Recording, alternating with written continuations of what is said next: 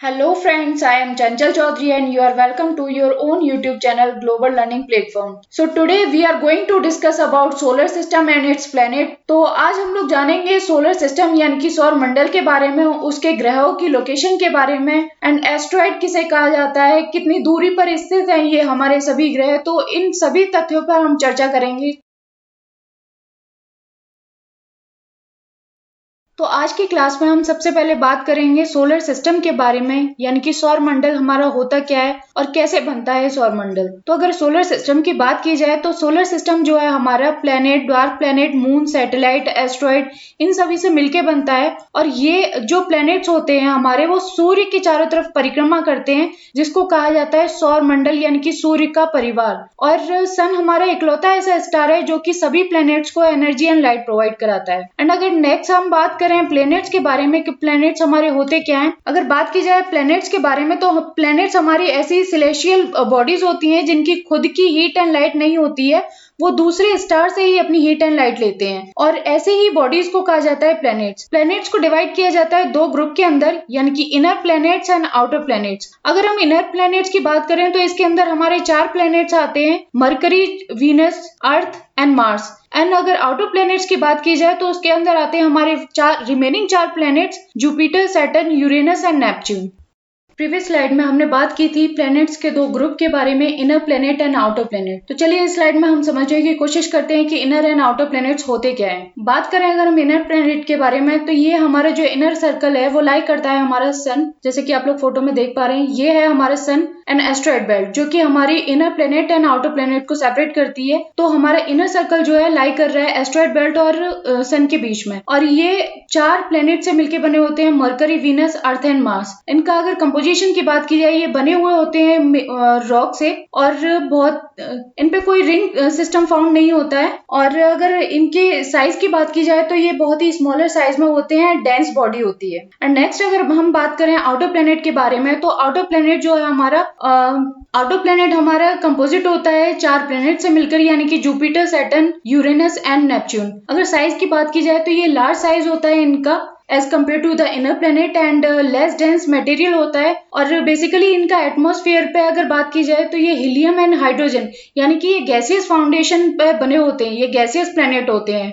Previous slide में हमने solar system and planet के कुछ की पॉइंट्स के बारे में डिस्कस किया, और अभी हम इस पिक्चर के थ्रू यह समझने की कोशिश करेंगे कि सोलर सिस्टम एक्चुअल में होता क्या है। तो हम अगर बात करें सोलर सिस्टम में सन के बारे में, जैसा कि आप लोग ये देख पा रहे हैं, ये हमारा सन है। सन के चारों तरफ जितने भी हमारे प्लेनेट होते हैं वो चारों तरफ रोटेट करते हैं। अब जैसे कि प्रीवियस स्लाइड में मैंने आपको बताया था कि जो हमारे प्लैनेट्स होते हैं वो दो ग्रुप में डिवाइड होते हैं, inner planet and outer planet. अगर हम बात करें इनर प्लैनेट के बारे में तो इनर प्लैनेट के अंदर ये हमारे चारों प्लैनेट लाई करते हैं, यानी कि mercury, Venus, earth and Mars. और अगर हम आउटर प्लैनेट की बात करें तो आउटर प्लैनेट में हमारे आते हैं ये चारों प्लैनेट, जो कि Jupiter, Saturn, Uranus and Neptune. ये चारों प्लैनेट जो होते हैं हमारे, ये होते हैं आउटर प्लैनेट की। अब इनर एंड आउटर प्लैनेट दोनों को सेपरेट करता है हमारा एस्ट्रॉइड बेल्ट। ये हमारा एस्ट्रॉइड बेल्ट है जो कि इनर और आउटर प्लैनेट दोनों को ही सेपरेट करता है। अगर इनके साइज की बात की जाए तो इनर प्लैनेट का साइज जो होता है वो छोटा होता है, यानी कि स्मॉलर होते हैं as compare to the outer planet. और इनर प्लैनेट जो बने होते हैं वो बेसिकली रॉक से बने होते हैं, रॉक फॉर्मेशन होता है उनका। और आउटर प्लैनेट जो होते हैं वो गैस से फॉर्म होते हैं, यानी कि गैसियस फॉर्मेशन होता है। और गैस में मेनली जो होते हैं हाइड्रोजन एंड हीलियम गैस होती है।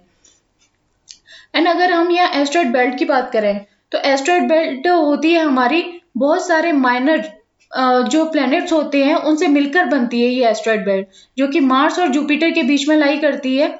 और एस्ट्रॉइड बेल्ट भी उसी तरीके से रोटेट होती है, चारों तरफ सूर्य की परिक्रमा करती है जिस तरीके से प्लैनेट करते हैं।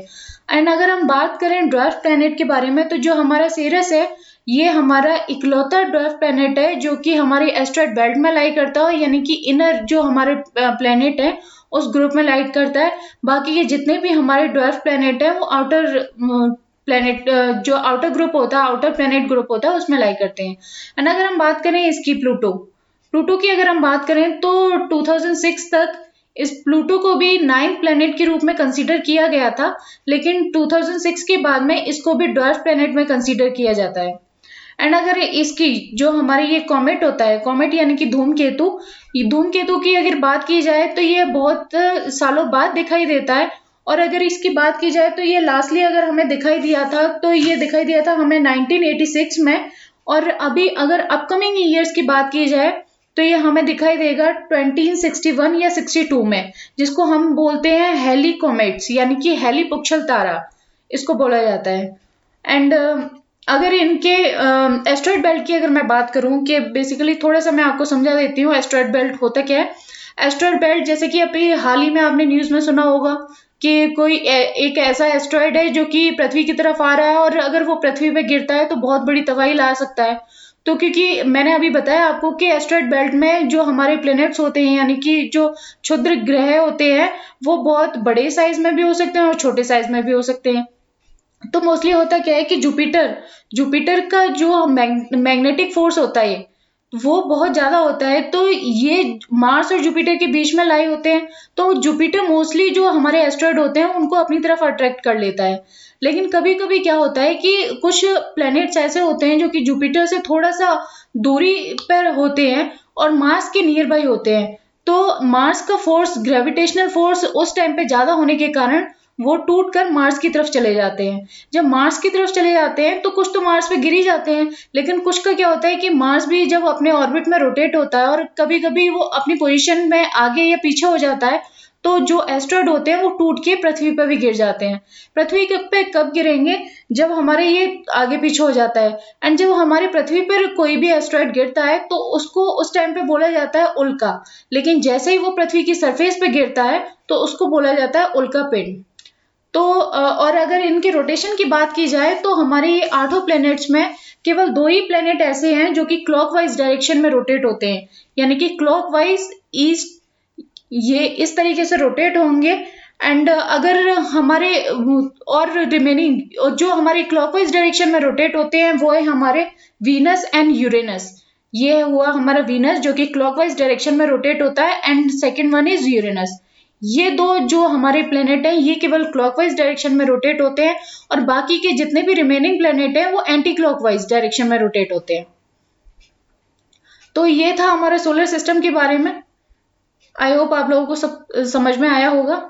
प्रीवियस स्लाइड में हमने complete solar system and planet के बारे में बात की। अब यहाँ हम उनके कुछ की पॉइंट्स को भी डिस्कस कर लेते हैं। तो चलिए स्टार्ट करते हैं हमारे फर्स्ट प्लेनेट यानी कि मरकरी प्लेनेट से। अब अगर बुध ग्रह की बात की जाए तो इस पे कोई इसका सेपरेट कोई मून या रिंग अवेलेबल नहीं होता है, और ये सबसे छोटा प्लेनेट है हमारे कंप्लीट सोलर सिस्टम के अंदर। एंड अगर सन की नियर बाई लोकेशन की बात की जाए तो ये सब सन के यानी कि सूर्य के सबसे नजदीक ग्रह है, और इसका एक साल जो बराबर होता है हमारे अर्थ डे के 88 डेज के बराबर होता है। इसमें कोई एटमॉस्फेयर अवेलेबल नहीं है। अगर दिन के टेम्परेचर की बात की जाए तो इसका दिन का टेम्परेचर रहता है 427 डिग्री सेल्सियस एंड रात का रहता है -173 डिग्री सेल्सियस। नेक्स्ट अगर हम बात करें वीनस प्लेनेट के बारे में यानी कि शुक्र ग्रह के बारे में, तो इसका भी कोई मून या रिंग अवेलेबल नहीं है। इसका सरफेस टेम्परेचर रहता है 471 डिग्री सेल्सियस। एंड अगर इसके रोटेशन की बात की जाए तो इसका रोटेशन क्लॉकवाइज डायरेक्शन में रोटेट होता है, क्योंकि हम लोगों ने प्रीवियस स्लाइड में डिस्कस किया था पूरे सोलर सिस्टम में 2 ही ऐसे प्लेनेट हैं जो कि क्लॉकवाइज डायरेक्शन में रोटेट होते हैं। पहला है हमारा वीनस और दूसरा है यूरेनस, और इसको पृथ्वी की बहन यानी कि अर्थ सिस्टर के नाम से भी जाना जाता है, और भी कई नामों से जाना जाता है जैसे कि morning star and evening star. और ये सबसे गर्म ग्रह है। अगर इसके एक दिन की बात की जाए तो इसका एक दिन बराबर होता है हमारे 243 अर्थ डेज के बराबर होता है। और एटमॉस्फेयर कंपोजिशन की बात करें तो इसका एटमॉस्फेयर कंपोजिशन रहता है 96% कार्बन डाइऑक्साइड से बना होता है। तो इन दोनों ही प्लेनेट पे जीवन संभव नहीं है। नेक्स्ट अगर हम बात करें अर्थ प्लेनेट के बारे में यानी कि पृथ्वी ग्रह के बारे में, तो पावरफुल मैग्नेटिक फील्ड अवेलेबल है, और इसका केवल एक ही सैटेलाइट है जो कि मून है। और ये इकलौता ऐसा प्लेनेट है जो किसी देवी देवता के नाम पर नहीं रखा गया। बाकी के जो 7 हैं वो रोमन देवी देवताओं के नाम पर रखे गए हैं। परफेक्ट प्लेस है लाइफ के लिए, और बना हुआ है 98%। इस पे नाइट्रोजन अवेलेबल है, 21% oxygen and 1 other ingredients. And blue planet के नाम से भी जाना जाता है प्रेजेंस ऑफ वाटर के कारण, और इसका ऑर्बिटल पीरियड है 365.24 डेज, यानी कि इतने दिनों में ये सूर्य की परिक्रमा कर। सरफेस टेम्परेचर की अगर बात करें तो -88 डिग्री सेल्सियस से 58 डिग्री सेल्सियस तक रहता है। नेक्स्ट अगर हम बात करें मार्स प्लैनेट के बारे में, तो ये माउंटेन जो हमारी टॉलेस्ट माउंटेन है उनका घर कहा जाता है। मार्स और अर्थ दोनों का अप्रोक्सीमेटली सेम लैंड मास है। एंड अगर मार्स की बात की जाए तो ये लार्जेस्ट डस्ट स्टॉर्म से बना हुआ है, और यहाँ मार्स ग्रह पे हमारे वाटर की अवेलेबिलिटी के साइन भी मिलते हैं, यानी कि वाटर प्रेजेंट है इसके साइन भी प्राप्त हुए हैं, और इसको रेड प्लेनेट के नाम से जाना जाता है। अगर इसके ऑर्बिटल पीरियड की बात की जाए तो ये 687 डेज है, जो कि इतने दिनों में ये सूर्य की परिक्रमा करता है। सरफेस टेम्परेचर है इसका -87 डिग्री सेल्सियस से -5 डिग्री सेल्सियस। नेक्स्ट हम बात करते हैं जुपिटर प्लैनेट यानी कि बृहस्पति ग्रह के बारे में। तो ये हमारे सोलर सिस्टम का सबसे बड़ा ग्रह है, और अगर इसके एक दिन की बात की जाए तो इसका एक दिन होता है 9 घंटे 55 मिनट के अंदर, यानी कि सबसे शॉर्टेस्ट डे होता है इसका पूरे सोलर सिस्टम में जितने भी हमारे 8 प्लैनेट है उनमें। और अगर इसके सूर्य के चारों तरफ परिक्रमा की बात की जाए तो 11 साल 8 महीने में ये अपनी सूर्य की एक परिक्रमा पूरी कर पाता है, और ये बना होता है हाइड्रोजन और हीलियम कंपाउंड से मिलकर बना हुआ प्लैनेट है। और इसका सबसे बड़ा जो मून है वो है गैनेमाइड, जो कि हमारे सोलर सिस्टम का सबसे बड़ा मून कहा जाता है, जिसका साइज हमारे जो मरकरी प्लैनेट है उससे भी काफी बड़ा है। तो ये समझ लीजिए कि ये जुपिटर प्लैनेट जो है हमारे इतना बड़ा है कि हमारी अगर बात की जाए पृथ्वी की, तो पृथ्वी जैसे उसमें 1300 प्लैनेट अंदर समा सकते हैं उसके। नेक्स्ट हम बात करते हैं सैटर्न प्लैनेट यानी कि शनि ग्रह के बारे में। तो ये हमारा सेकंड लार्जेस्ट प्लैनेट है सोलर सिस्टम का, जो कि सबसे बड़ा है साइज में, और इसके चारों तरफ रिंग लाइक स्ट्रक्चर बना हुआ होता है, जो कि इसकी चारों तरफ परिक्रमा करता रहता है। और ये रिंग जो बनी होती है वो आइस और आइस कवर रॉक से बनी हुई होती हैं। और इसका अगर मून की बात की जाए तो टाइटन जो है इसका सबसे बड़ा मून है, जो कि हमारे पूरे सोलर सिस्टम में सेकंड लार्जेस्ट मून के नाम से भी जाना जाता है। एंड अगर इसके ऑर्बिटल पीरियड की बात करें तो इसका एक अपना चक्कर लगाता है पूरे सूर्य की परिक्रमा करने में 29.5 ईयर इसके लग जाते हैं। नेक्स्ट हम बात करेंगे यूरेनस प्लैनेट यानी कि अरुण ग्रह के बारे में। तो ये अपने ही एक्सिस पर पूरा एक अपना चक्कर लगाने में टाइम लेता है 17 घंटे 14 मिनट का, और अपना एक पूरा रोटेशन पूरा करने में यानी कि सन के चारों तरफ चक्कर लगाने में टाइम लेता है 84 अर्थ ईयर्स के बराबर। एंड अगर इसके टेम्परेचर की बात की जाए तो इसका मिनिमम एटमॉस्फेरिक टेम्परेचर रहता है -2 to 4 डिग्री सेल्सियस, यानी कि 224 डिग्री सेल्सियस में रहता है, और सबसे कोल्डेस्ट प्लैनेट में इसको कंसिडर किया जाता है। नेक्स्ट अगर हम बात कर रहे हैं नेपच्यून प्लैनेट यानी कि वरुण ग्रह के बारे में, तो ये हमारा सूर्य से अगर इसकी डिस्टेंस की बात की जाए तो ये सबसे दूरी पर स्थित जो हमारा प्लैनेट है उसमें कंसीडर किया जाता है। एंड अगर इसके एक्सेस की बात की जाए तो ये अपने एक्सेस पर रोटेशन पूरा करने में 16 घंटे का टाइम लेता है। सूर्य की परिक्रमा करने की अगर बात की जाए तो ये 164.79 ईयर्स लेता है, जो हमारी अर्थ ईयर के बराबर होती है। इतने टाइम में अपना एक रोटेशन कंप्लीट करता है सन का।